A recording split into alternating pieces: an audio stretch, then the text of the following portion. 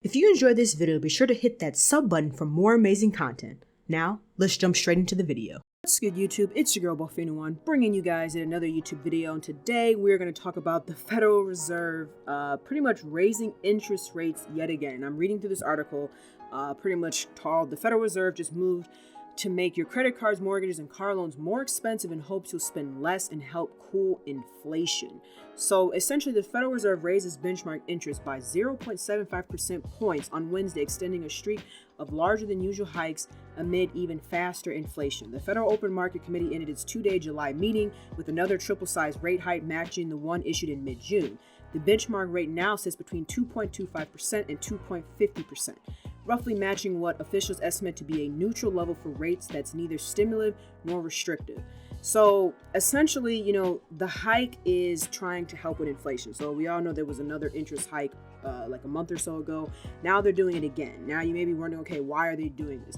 This is in hopes to raise things like people's, like kind of like what the title says, credit cards, mortgages, and car loans, in hopes that essentially you'll spend less and that it'll kind of drop inflation. So essentially, if homes are interest rates are higher, right, and the prices are already higher, or maybe they may be going down, but the interest rate is higher, people are going to be less likely to actually be able to go out and buy a home, because 9 times out of 10, what a lot of time either kind of kills a person's ability to get something or buy something usually is either the price of the home or the interest rate, or it's both.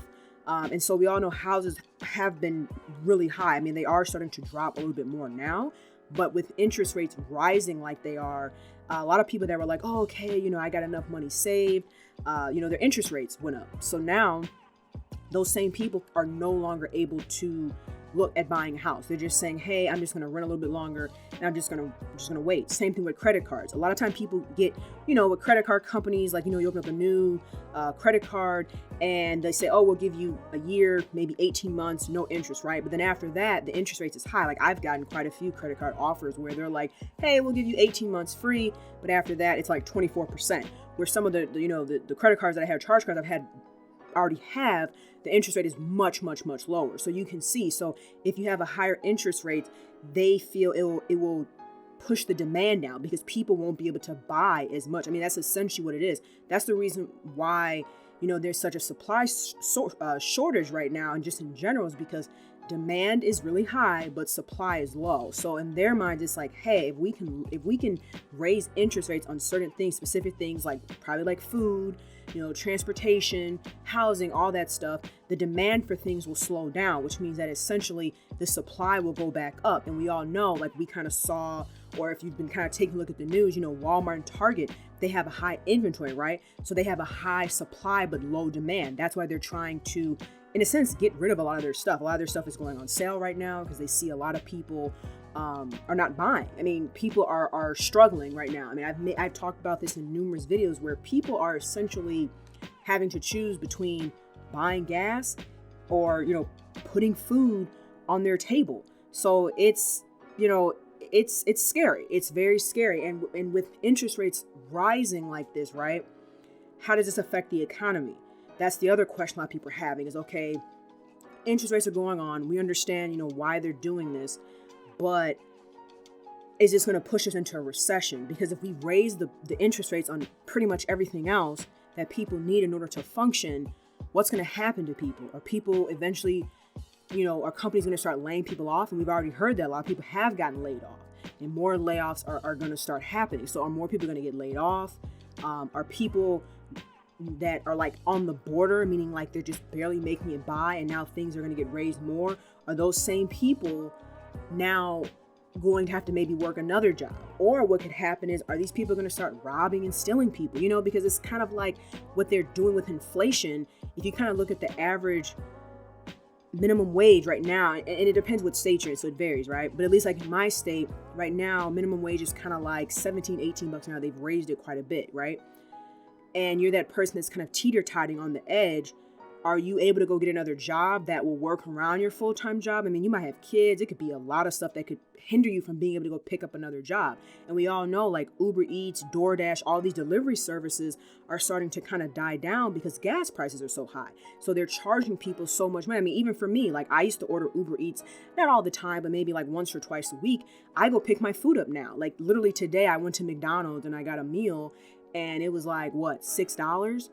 You know, but if I would have gotten that Uber literally up the street between, you know, like the fees, tip and all, they'd probably been like $15. So I would have paid another $10 to have somebody deliver it to me where I could have just, you know, got up off my butt and done it myself, if you guys kind of follow my drift.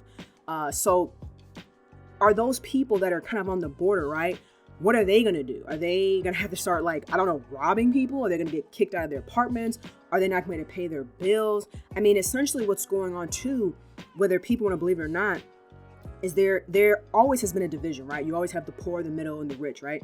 But the division, I think, between the classes is going to start to become more and more evident, meaning that you're going to start seeing more people fall maybe from middle class to poor. You know what I'm saying? You're going to start seeing the division. It's going to be like either it's like the haves and the have-nots. Either you have it or you don't. There's not really going to be an in the middle. I mean, they've been talking about that for a long time, that, you know, the middle class is pretty much not really there. It doesn't really exist anymore. But with something like this, with interest rates hiking, and that's the other thing too, is that interest rates have hiked so much, inflation has hiked so much, and yes, people's wages have went up, but interest rates and like inflation is higher than what people have gotten in terms of raises.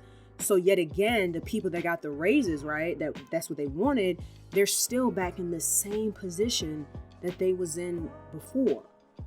So, you know, I don't know what's going to happen. Like, I believe that we're already in a recession, or kind of like a semi-recession, but how far is it going to go? How bad is it going to get, right? Because essentially what we did, and this is the point I've talked about in so many videos, is all that free money, that stimulus money, all it did was it diluted the value of the US dollar, meaning that because there was so much money circulating, it devalued the dollar, right? So they had to increase everything else to kind of level it out. That's why I kept trying to tell people, like, all this free money is not really free money. The government always has a way of getting its, you know, its money back, if you want to look at it like that.